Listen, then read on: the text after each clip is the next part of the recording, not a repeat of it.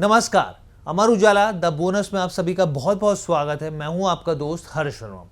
जरा सोचिए, अगर आपके मोहल्ले की सबसे कीमती दुकान का मालिक अचानक उसे बेचने लगे और उसी समय उसी मोहल्ले के लोग लाइन लगाकर उसे खरीदने लगे, तो आपके मन में सबसे पहला सवाल क्या आएगा? देखिए, क्या यही आएगा ना कि भाई क्या बाहर वालों को इस दुकान पर भरोसा नहीं रहा, या फिर क्या मोहल्ले वालों को इसकी असली कीमत पता है? कुछ ऐसा ही इस वक्त भारतीय शेयर बाजार में हो रहा है और एक ऐसा खेल हुआ है जिसने सबको हैरान कर दिया है। देश की सबसे बड़ी कंपनियों में विदेशी निवेशक यानी कि एफआईज इस तरीके से हिस्सेदारी घटा रहे हैं जो पहले कभी नहीं हुआ। वहीं दूसरी तरफ भारतीय निवेशक यानी कि डीआई इस तरीके से हिस्सेदारी बढ़ा रहे हैं, इस कदर बढ़ा रहे हैं जैसे ऐसा मौका फिर नहीं मिलेगा। एक एक करके तमाम सेक्टर्स, एक एक करके तमाम स्टॉक्स को बताएंगे कि आखिर क्या खेल चल रहा है, क्योंकि ये कोई बदलाव छोटा मोटा बदलाव नहीं है। पिछले 10 साल में पहली बार कुछ इस तरीके की स्थितियां देखने को मिल रही हैं। आखिर ऐसा क्या हो रहा है, क्यों हो रहा है? क्या विदेशी जो निवेशक हैं वो धीरे धीरे करके भारत छोड़ के चले जा रहे हैं? क्या भारतीय निवेशक ज़्यादा समझदार हो गए हैं या फिर गलती कर रहे हैं? और ख़ास तौर पे सबसे बड़ा सवाल, इन तमाम चीज़ों का असर आपके पोर्टफोलियो पर क्या होगा, इस वीडियो के ज़रिए आपको आसान भाषा में हम लोग समझाएंगे। सबसे पहले समझते हैं कि एफआई और डीआई आखिर होते कौन है। देखिए, एफआई यानी कि फॉरेन इंस्टीट्यूशनल इन्वेस्टर आप सब जानते हैं, यानी कि जो विदेशी फंड्स होते हैं, बड़े बड़े फंड्स होते हैं, जिसमें अमेरिका हो गया, यूरोप हो गया, Singapore, Japan, mutual fund, pension fund जो है तमाम नाम निकल के आते हैं। दूसरी तरफ डीआई यानी कि जो डोमेस्टिक इंस्टीट्यूशनल इन्वेस्टर होते हैं, यानी कि भारत के म्यूचुअल फंड, एलआईसी, बीमा कंपनियां, दूसरे बड़े जो घरेलू निवेशक जो होते हैं वो होते हैं। यहाँ पर अगर सीधी भाषा में समझे तो एक तरफ विदेशियों का पैसा लगा होता है और दूसरी तरफ भारतीय जो होता है पैसा लगा होता है। अब यहाँ पर जो है आपको कुछ आंकड़ों के जरिए स्थिति समझाते हैं। सिर्फ एक साल में निफ्टी 50 की 50 कंपनियों में से 36 कंपनियों में विदेशी निवेशकों ने अपनी हिस्सेदारी को घटाया है। अब आप सोचिए, 50 में से 36 कंपनियों में, जबकि 41 कंपनियों में भारतीय संस्थान यानी कि जो डीआईज हैं उन्होंने अपनी हिस्सेदारी को बढ़ा दिया है। यानी कि जहां विदेशी बेच रहे हैं वहीं भारतीय खरीद रहे हैं। नतीजा क्या हो रहा है? डीआईज की जो हिस्सेदारी है वो बढ़कर रिकॉर्ड 25.9% पे पहुंच गई है, जबकि एफआईज की हिस्सेदारी घटकर 22.7% पे रह गई है। यानी कि आज भारतीय संस्थानों की जो हिस्सेदारी है वो विदेशी निवेशकों से 3.2% ज़्यादा हो चुकी है। ये अपने आप में ऐतिहासिक बदलाव है। अब सवाल है कि सबसे ज़्यादा बदलाव किन कंपनियों में हुआ है। सबसे पहले बात करते हैं मैक्स हेल्थ केयर की। यहाँ विदेशी निवेशकों ने लगभग 13% हिस्सेदारी घटा दी है, जबकि भारतीय संस्थानों ने डीआईज ने लगभग 12.5% हिस्सेदारी बढ़ा दी है। यानी कि जो शेयर विदेशियों ने बेचा उन्हीं शेयरों को भारतीय संस्थानों ने, डीआईएस ने यहाँ पर तेज खरीदारी करते हुए देखने को यहाँ पर मिला है। इसके बाद बात आती है इटर्नल की, जोमेटो की। यहाँ विदेशी निवेशकों ने हिस्सेदारी को करीब 12% घटाया, लेकिन भारतीय संस्थाओं ने यहाँ पर क्या किया? 10% हिस्सेदारी बढ़ा दी। अब इस कंपनी में भारतीय संस्थाओं की हिस्सेदारी जो है विदेशी निवेशकों से काफ़ी ज़्यादा जो है बढ़ गई है यहाँ पर। उसके बाद तीसरा स्टॉक निकल के आता है इंटरग्लोब एविएशन यानी इंडिगो का।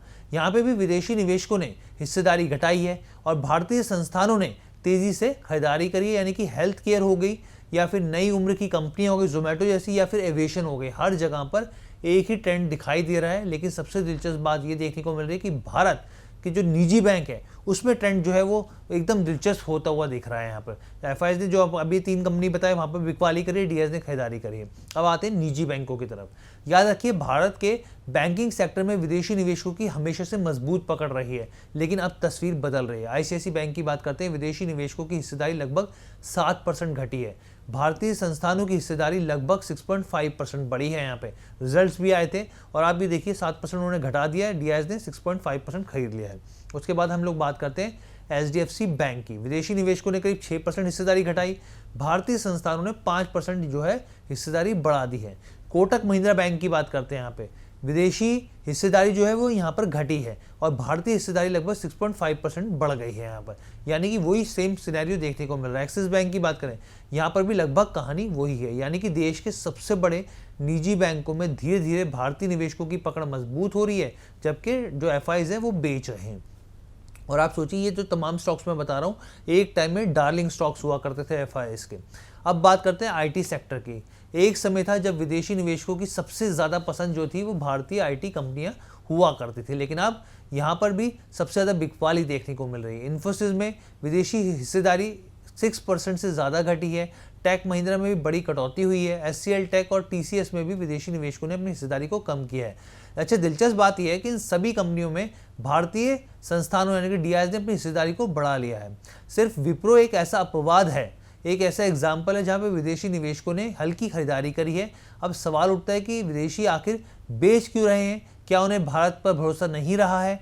अगर आप इस चीज़ों को देखें समझें तो ऐसा बिल्कुल भी नहीं है। इसके पीछे कई बड़ी वजह है। पहली वजह, ग्लोबल पोर्टफोलियो रीबैलेंसिंग।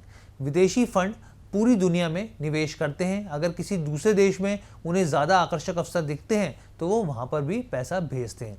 और जैसे आपने जुलाई का आंकड़ा भी देखा, जुलाई में एफआई ने भारतीय बाजार में खरीदारी करी है, तो जहाँ उनको लगता है वो वहाँ पैसा भेजते हैं यहाँ पे। दूसरी वजह, भारतीय बाजार लगातार कई सालों से मजबूत प्रदर्शन कर चुके हैं।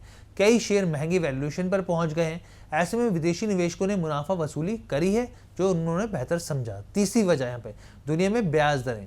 डॉलर और वैश्विक अनिश्चितताओं को लेकर विदेशी निवेशकों के फैसलों को साफ तौर पर जो है वो प्रभावित होते रहते हैं। इसलिए हर बिकवाली का मतलब ये नहीं होता कि भारत कमज़ोर हो गया है। अब सवाल है, भारतीय संस्थान इतनी खरीदारी कैसे कर रहे हैं?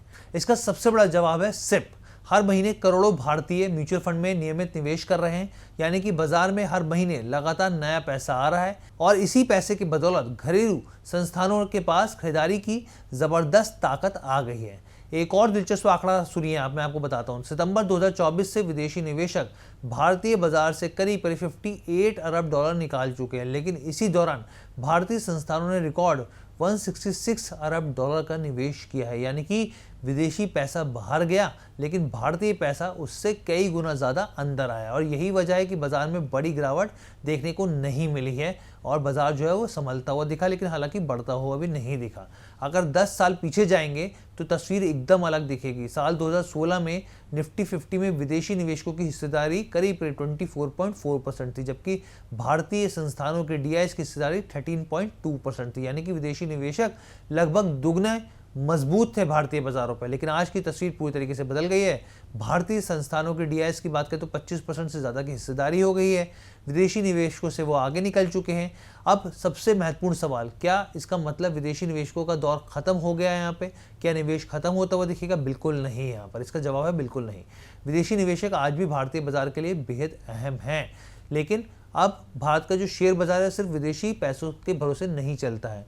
आज भारत के अपने निवेशक हैं, अपने म्यूचुअल फंड्स हैं, अपने बीमा फंड और अपनी सिप की निवेश है। बाजार को जो है ये जो स्थिति है एक मजबूत आधार दे रहे हैं। यानी कि अगर किसी दिन विदेशी बिकवाली होती भी है तो ये ज़रूरी नहीं कि बाजार टूट जाएगा, क्योंकि अब उसे संभालने के लिए घरेलू निवेशकों की ताकत पहले से कहीं ज़्यादा बढ़ चुकी है। तो इस पूरी कहानी से 3 बड़ी बातें निकल कर आई। सबसे पहली बात जो आपको समझनी चाहिए कि भारतीय शेयर बाजार में मालिकाना हक धीरे धीरे विदेशियों से भारतीय संस्थानों की तरफ शिफ्ट हो रहा है। दूसरी चीज़, सिप और घरेलू निवेशकों ने भारतीय बाजार को पहले से कहीं ज़्यादा मजबूत बना दिया। और तीसरी बात, अब बाजार की दिशा तय करने में सिर्फ विदेशी निवेशक ही नहीं बल्कि भारतीय निवेशक भी बराबर की ताकत रखते हैं। यानी कि भारत का जो शेयर बाजार है वो अब पहले से कहीं ज़्यादा घरेलू ताकत पर खड़ा नजर आ रहा है। अब देखना दिलचस्प हुआ कि आने वाले सालों में ये बढ़त और मजबूत होती है या फिर विदेशी निवेशक एक बार फिर जोरदार वापसी करते हैं। और अगर आपको ये वीडियो लगा हो, आपके लिए काम की हो और तो प्लीज़ इस चैनल को सब्सक्राइब कीजिए, शेयर कीजिए। फिलहाल के लिए मुझे इजाज़त दीजिए।